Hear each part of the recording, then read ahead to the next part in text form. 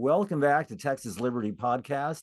I'm Clark Patterson, and tonight, along with Ted Brown, I'll be interviewing Mimi Robson, who is going to be running for vice chair this year in a couple of weekends, actually. From now, it is actually Sunday night, May the 5th, Cinco de Mayo, 2024. And in a couple of weekends, we will be attending the Libertarian National Convention in DC. So, in the interest of making more people, more libertarians knowledgeable about what's going to be coming up in a couple of weekends, we have been interviewing a few people, and tonight we are very lucky to have Mimi Robson. Mimi, if I pronounce your last name correct? Yep, Robson. Okay, very good. Well, let's just start out as we usually do by asking you, Mimi, about how long you've been in the Liberty movement and what got you into the Liberty movement. Was there any particular event, either personally or something that happened nationally, that caused you to see the supreme importance of liberty in the world? Yeah, so I've been involved in Liberty movement / the Libertarian Party for a very, very long time. It's, I believe, over 4 decades. Wow. But for a great portion of that time, I was more of an activist. I worked on several campaigns. I had I founded a libertarian group on my campus at college. I worked on organizing different actions. I was involved in organizing one of the largest marches in Washington for women's rights in 1989.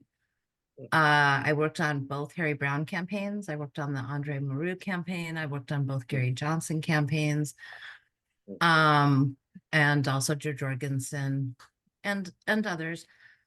So I've been in the party for a very long time. How I got here is pretty much I was born this way. So in the 60s, my dad was an anarchist. He lived off grid for a while. I come by that type of libertarianism, I think, by birth. So in 1982, when I became a libertarian, I found the party because I realized I wasn't the other two parties, and I went to the library and started researching and started looking at books to find other parties. So it wasn't any national event per se. It's that this is what I've always been.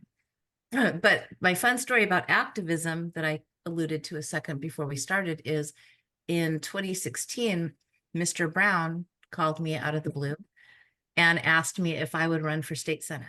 And it was against an incumbent who was horrible. And by the time I got finished with that phone call while driving home from work, I was running for state senate. And I went home and I told my husband, he asked me if I was a word before this, but crazy. So so Ted Brown, his phone calls are what? Then the next phone call after that is, the secretary at the California party is resigning and he hasn't done a good job. And I said, oh yeah, well, maybe I'll run for secretary. And a few days later, he said, oh, well, we've just appointed you secretary. So yes, that was the next Ted Brown phone call. So, and there's more to follow, but yes, that's how I got involved. Well, that's great. That's great. So let me also just quickly follow up on some of the news that happened just this past week, of course, about Donald Trump possibly speaking at the convention, and of course, less than 2 weekends from now, or about 2 weekends from now. So do you have any preliminary thoughts, Mimi, on that prospect? Well, it sounds like it's done deal. And so it sounds like Trump will be at our convention addressing our delegates. He will not be answering questions. He will simply be addressing us. Supposedly there's going to be questions that he's going to get ahead of time that he might actually speak to. Do I think it's a good idea? Personally, no, I don't. I am not finding this to be a good idea at all. However, it is what it is. So I hope that we can try to figure out a way to make lemonade out of lemons. Great. I mean, I think that it's going to be important how we deal with it as to what the media is going to get with it, because keep in mind, the media is not going to be there for our candidates. The media is going to be there because Trump is going to be there, the Donald. So we have to, during his address to our people, we're going to need to be very mindful of how we want to do that. And that's something that I think we probably everybody has lots of different ideas. We won't know till we get there how it's going to all play out. But do I think it's a great idea? No. Is it going to happen? It appears, unless he doesn't show up, which is always a possibility because, you know, he gets more out of this than we do. And even just the press of him being able to go on media and say that, you know, oh, look, you know, the libertarians, we're a libertarian. We should all get together. Well, no, he's not a libertarian. He's about as far from being a libertarian as you possibly can be. And then the whole, well, but he's better than Biden. Well, no, he's not. They're both horrible. They're both horrible. All of our candidates are libertarians. Neither of those two are. So we just have to be mindful when we get there of how we actually deal with it. And there's lots of different approaches, and I'm not going to go into all of those right now. But Okay. overall, I don't think it's a great idea. Okay. Well, Mimi, thanks for coming onto the show here. And you alluded to the fact that we've known each other for a while, and that I helped get you more directly active in the party. But now you were, well, before we get to some of what you've done in the past, I know you're running for, of course, Libertarian National Committee, and to be the #2 person on the committee. And I've always found the LNC to be like a pit of vipers for decades there. I used to be on it like back in the late 80s and all, and it just was not a pleasant experience. And I'm not sure who was like being on the LNC, but I'm just wondering, so basically, why are you running, and what motivated you to run for LNC specifically, and what do you think you can accomplish that versus the people who are in those positions right now? Okay, so what led me to run for this? I will be completely honest here. I did not want to. I really didn't. Kind of like when I got the Ted Brown phone call to be the secretary and next to be the chair of California. By the way, I was chair for 5 years. And during that time, we had tremendous growth. We got paid staff. Our revenue went up. Our membership went up by 50%. It wasn't something that I had planned to do because I kind of liked being an activist, right? I didn't really ever envision myself in party leadership. So why am I doing it now? Because there's a lot of people that seem to think that I can do a really good job. And I think I can, because I think that it's not just the last 2 years or the last 4 years that there's been issues. It's been the last, I don't know, 52 years that there's been issues with the Libertarian Party in terms of leadership. But what I believe is that the LNC, well, the Libertarian Party should be a bottom-up organization. The LNC should be there for very, very specific reasons, which is to be a political party, you have to have a national political party with affiliates if you want to get the things that we've gotten many times, which is 50 state ballot access, a presidential candidate. The presidential candidate, the biggest part of that is getting our name in front of people every 4 years. But what's really important is what happens at the local level. And Ted, I know you agree with this 100%, of getting people in the states to run for office. Oh, yes. All activism is local. All politics is local. So the national party should be there to help the affiliates that then help their county affiliates to actually do the work of a political party, which is getting people elected, because that's what a political party is. So all the vipers and all the infighting and stuff, that's just a distraction to what we should really, really be doing. So I'm running because I believe, one, we have to get back to being a bottom-up organization with an LNC that actually does the work of the FEC stuff, of facilitating for raising money to help the affiliates, to help the candidates, so that we can have a thriving party, which we don't have right this second. We've got membership falling. We need to get people back excited, and they don't get excited by infighting. So I'm doing this because I believe, you know, we've seen it in the past. You know, if you've got a group of people, they don't have to get along. They don't have to be besties.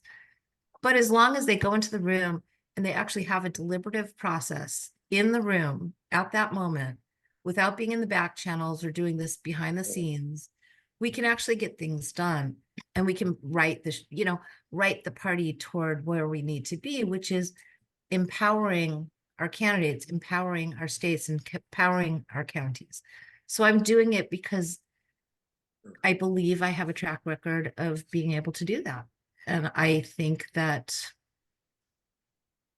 we need to have people going in there willing to work together, even if we don't like each other. And you don't have to like each other to work with each other. Right. Now, that does seem to be a problem right now in the LNC. It seems like when this group was first elected 2 years ago, it was like unanimous. It was like the one monolithic group. So it was sort of like an echo chamber. And they've been talking to each other for the last 2 years and don't seem to get too much or take much input from anybody on the outside. And it looks like, obviously, as you said, membership is down, and infighting seems to be up. Maybe not amongst them. Maybe it is. I don't know. I'm not on the committee to see how they react to each other. In fact, they keep a lot of their operations secret from the membership. So, what do you see? I know you want to obviously reform the way things are. How would you hit the ground running on that? I mean, it probably depends on who else is on the committee, I would imagine. Well, it absolutely does. But so just really quickly, my opinion is what the vice chair is there for, per the bylaws, is to be there in case the chair can't run a meeting, right? And also to be there to do what the chair deems necessary for the vice chair to do, like perform tasks, things like that. That's the relationship. The relationship of the chair and the vice chair does not have to be that they share the same vision, because as the vice chair, you're elected by the membership to represent them first. So to hit the ground running, I think the first thing is we need to recognize, like I said before, we may not all get along. We probably won't be besties, but we have to work in transparency. One of the things is they've gone into, not just this LNC, but the one before it, and it's happened in the past, go into executive session far too often. That has to stop unless it's something that executive session is really actually required for, like staff issues or like disciplinary things or things where there's actual liability. Beyond that, it should never be used. Another thing that I believe that's happened far too often, especially the last 2 years, but it's happened in the past, is the executive committee doing too much.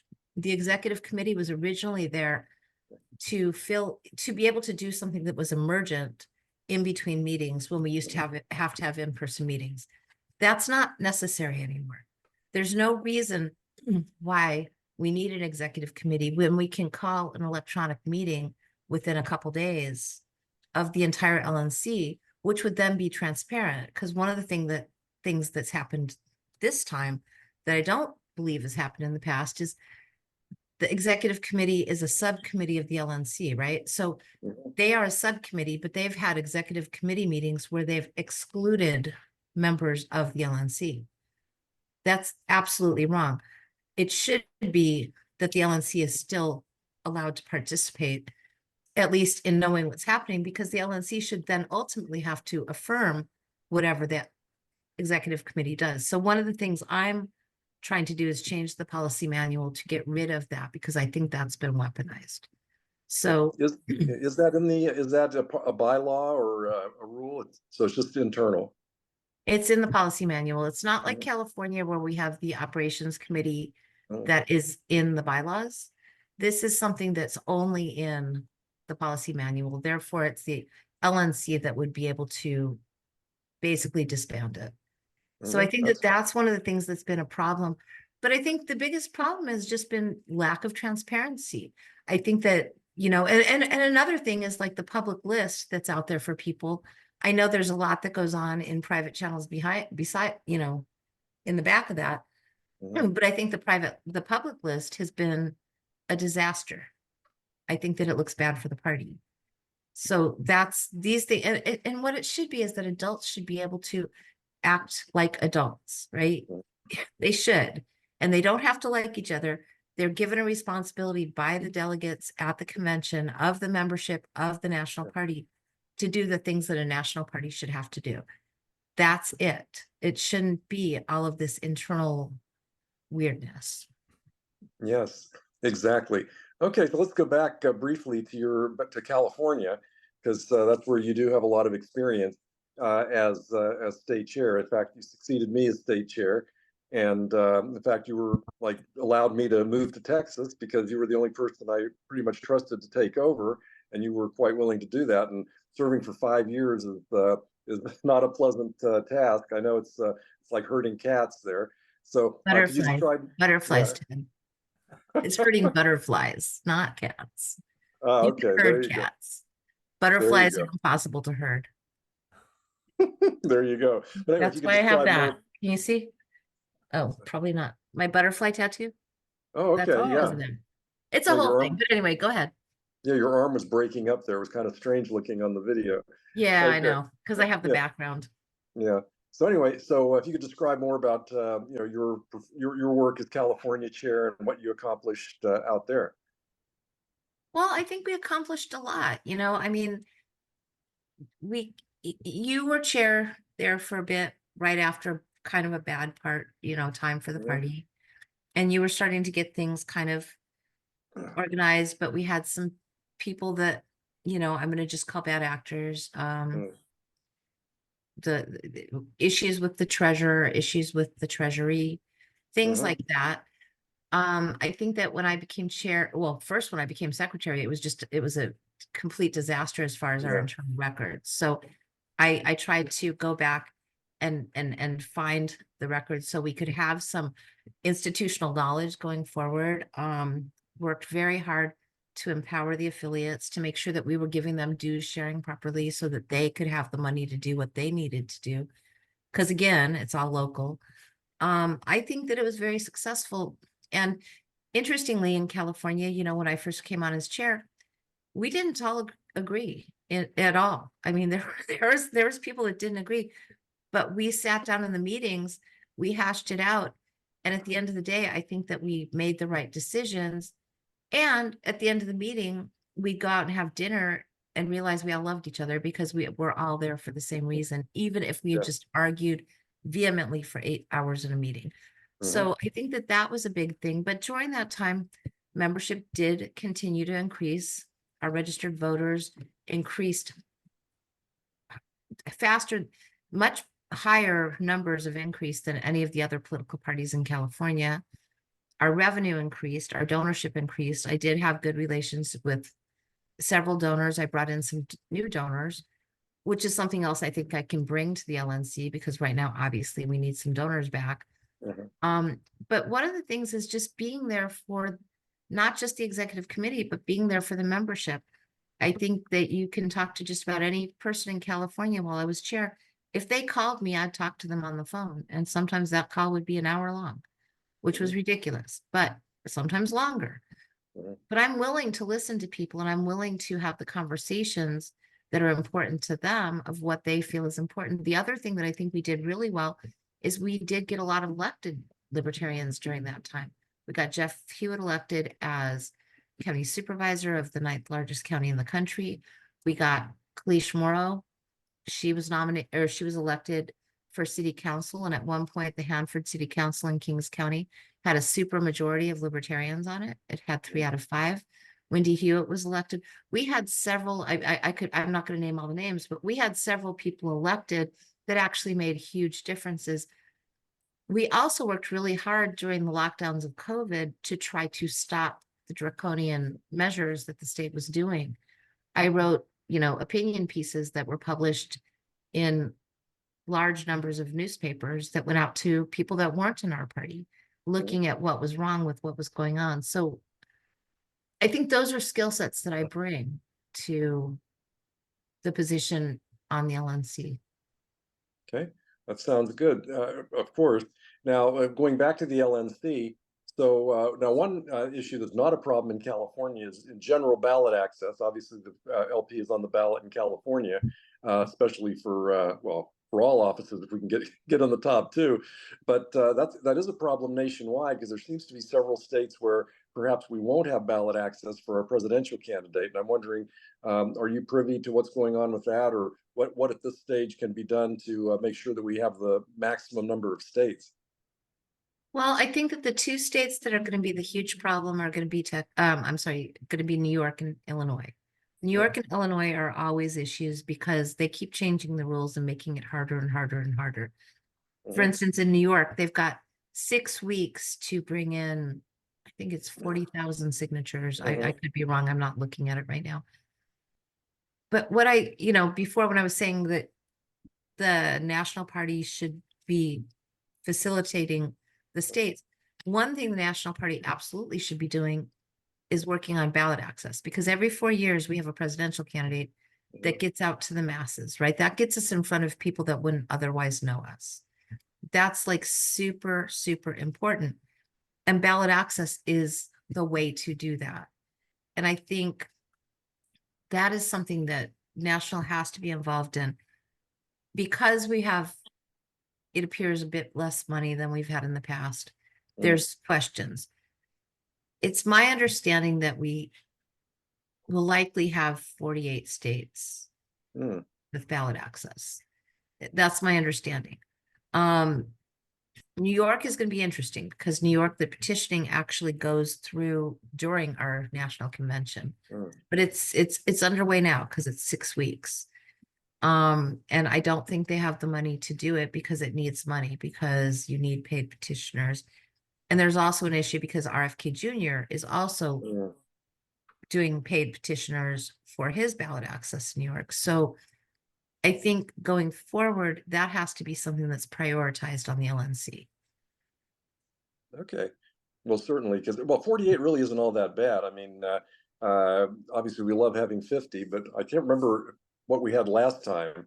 I know we didn't have all 50 plus DC for the last 2 presidential elections. So for Joe Jorgensen, for the second Gary, we had 100% ballot access. In 2016 for Gary, he was on every ballot, but in some states it was slightly different because he was an independent, not a libertarian, but he was still a libertarian. So right, exactly, yeah. Okay, well, yeah. So we're there, but okay. So let's see. And again, that's my understanding. I'm not privy to the internals, but I believe it's looking like we should have 48. Will we have all 50? I don't know. Okay. Now, we haven't really asked, well, I don't know, have we asked some of our guests about their opponents for the position? Who else is running for vice chair? I'm not sure if I know who the other candidates are. It's Hannah. Well, it's funny. I was just on a podcast with the other person, and I don't know how to say his last name. It's Josh. He's the chair of tech of Florida, and I feel so terrible that I'm drawing a blank on this name. So give me 1 second. And Hannah Cohen, I think. Gosh, give me 2 seconds since you asked that question. I need to answer it. It's Halvaka, I think, is his last. Okay. Yes, I'm totally butchering that. I apologize. I apologize, Josh. I was just I was just on a thing with you. And the other person is Hannah. I think it's Was it Goodman? Hannah Goodman, is that right? Yes, thank you. I hate it when my brain does that, but my brain does it sometimes where it just suddenly spaces. So yes, those are the other 2. Okay. And one of those 2 is on the Mises Caucus slate, and the other, so Hannah's on the Mises Caucus slate, and Josh is on the Emo Caucus slate. I will tell you, which caucus is that? Emo. What is that one? It's Ben Weir's caucus, and it's the Emo Caucus, and they're running a slate. But Josh is currently the chair of Florida. He's been the chair, I think, for a bit. He's they're both, and Hannah is the chair of Colorado. And by the way, I should probably mention I am not running on a slate. I am not running with any of the other candidates. I do not belong to a caucus. I'm caucus. Well, that's not true. I belong to the psychedelic caucus, which is a single issue caucus to Mhm, try to decriminalize mhm, psychedelics. So, mhm. but I don't belong to any of the internal factions of the party. I'm not running on I'm not running with anybody else. I'm just running it. I'm willing to work with anybody that's willing to do work. That sounds good.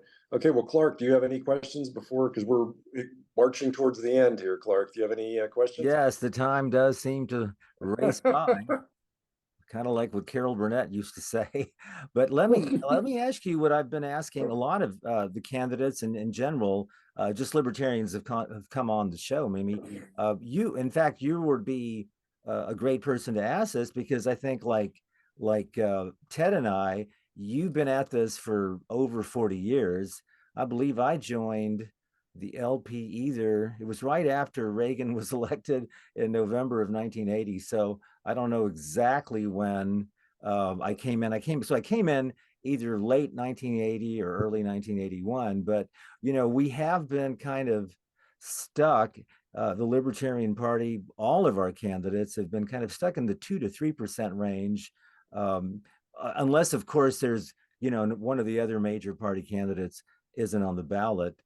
We've been at about the 2 to 3% range really my entire libertarian life, which again is now getting to be over 40, well, almost 44 years. Yeah, pretty much 44 years. So I guess, just I know it's a question here, but I'm one of these people. I guess I think I'm in the minority, maybe extreme minority. I think that's about how many Americans really are libertarians. It's probably only about 2 to 3%. And it's one of those things where I guess as the years have gone by, I've lost a lot of respect for the average American voter. I mean, I think the LP has put up some incredibly solid candidates. And I know there's controversy about Gary Johnson and Bill Weld, but I mean, come on, compared to Trump and Biden, wow. And unlike 1980 or the early 80s when you couldn't just go online, like you mentioned, Mimi, you had to go to the library. That's exactly what I did. I checked out,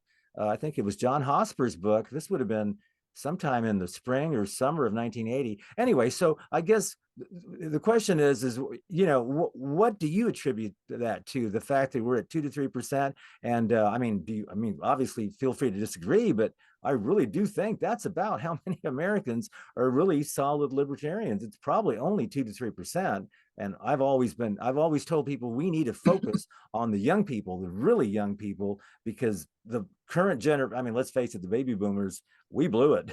So anyway, yeah. So what do you think about the 2 to 3% for over 40 years now? And what can we do, either long term or short term, to fix that? First of all, I'm right above the cusp of Gen X. Just want to say that. I'm not a boomer. Oh, okay. Sorry. It's a thing. Sure. I wasn't old enough to go to Woodstock. Anywho, so yeah. So I agree with you in part about the percentage you're giving, except for I disagree with you because I believe that probably there are far, far more libertarians.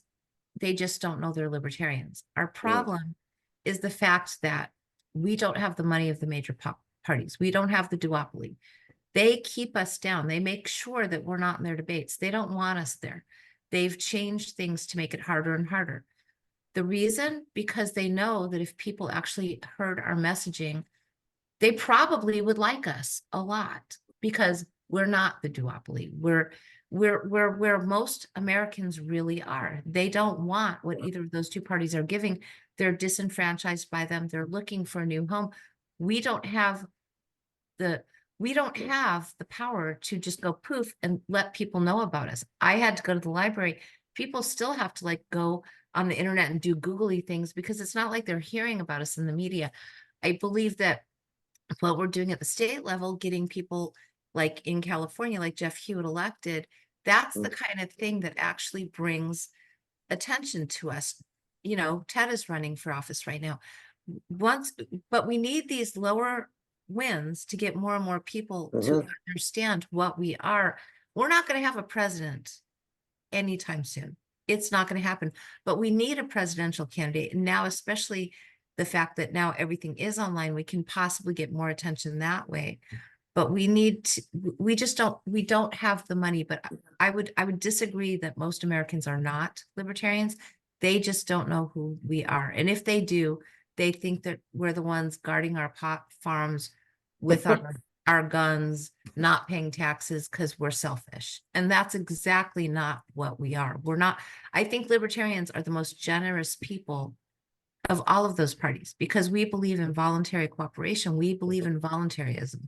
We believe in helping people help themselves. We don't believe in government with the force of a gun, making them do the things that you know, it's just, if people knew who we were, I think they'd be part of us. So we need to change that at the local level to get more of our people elected, to get people more and more used to the fact that we exist, we're here, and we're here for you. Great answer. So we are coming up, guys, on just under 5 minutes. So I actually, if you don't mind, maybe can we give Ted maybe 30 seconds to you mentioned his candidacy. So Ted, if it's okay, maybe we'll give Ted 30 seconds absolutely. to tell everybody how they can get a hold of him at his social media accounts and his website. Sure. So. Sure. Well, Ted Brown for U.S. Senator from Texas is tedbrown.org is the website. On Twitter, it's Ted Brown Liberty, and on Facebook, it's Ted Brown Libertarian for U.S. Senator from Texas. So take a look, and hopefully people will be interested. And so, and of course, Mimi's talking about supporting our candidates in the states, and that's certainly what we need. In fact, of course, you didn't mention it, Ted, but after the presidential, LP presidential race, you are the biggest race LP in the country, Texas Senate. Surprisingly enough, the Texas Senate race, and I was glad to see that the Florida Senate race has a candidate now too, Fiona Bonoan. So that's like the 4th largest state. So it's good to have in the largest states to have libertarian candidates for these offices. Again, it's tough to run for the big offices, but that's where the voters may be more likely to research and find the candidate. Sure, absolutely. So I'm going to say to people, they need to go to Ted's website and they need to do what I did and donate. They also need to go to Fina's because she's amazing and she's running in, we've got candidates out there. One of the big things libertarians don't do, they don't give to libertarian candidates. I know this. I've run. Give, help, do what you can. Well, that leads us right into maybe your final statement with just under 3 minutes to go, Mimi. So, and also where people can find you on, well, I know it's not like you're running for U.S. Senate, but just where people can find you on your social media accounts. And I mean, that's what you would have. And any last statement you'd like to make? Well, there is a website that's about to launch that a wonderful person has put together for me, which is honorrobson.com. Honor is actually my real name, like, honor, like HONOR. So it's going to launch tomorrow. So this is going to be after that. So honorrobson.com. As far as on the socials, I hate socials. So I am not going to give socials. Okay. No, that's fine. That's fine. So you've got, anybody can email me though with questions at hmrobson1@gmail.com, or they can call me. My number is 562-746-1885. Okay, great. That's great. So there's very specific places where people can reach you, especially during the next 2 weeks, which are the crucial weeks leading up to convention. So, okay, well, I will get this, we'll have this episode up and have it dropped by early tomorrow morning. And I'll send you an email, Mimi, once it's all edited and ready to go. And of course, I know you're going to be pretty busy between now and the next couple of weeks. So, so great. Well, listen, let me thank you again, Mimi, for coming on the show. Yeah, thanks for coming on. Appreciate it. Yeah, thank you both for having me. I really appreciate it. Sure. And so as I as we close out, I'll try to close out as we always do, just to remind everybody that tyranny exists when the people fear the government. Liberty exists when the government fears the people. So go out and show the government you're not scared. Thanks a lot again, and y'all have a great night.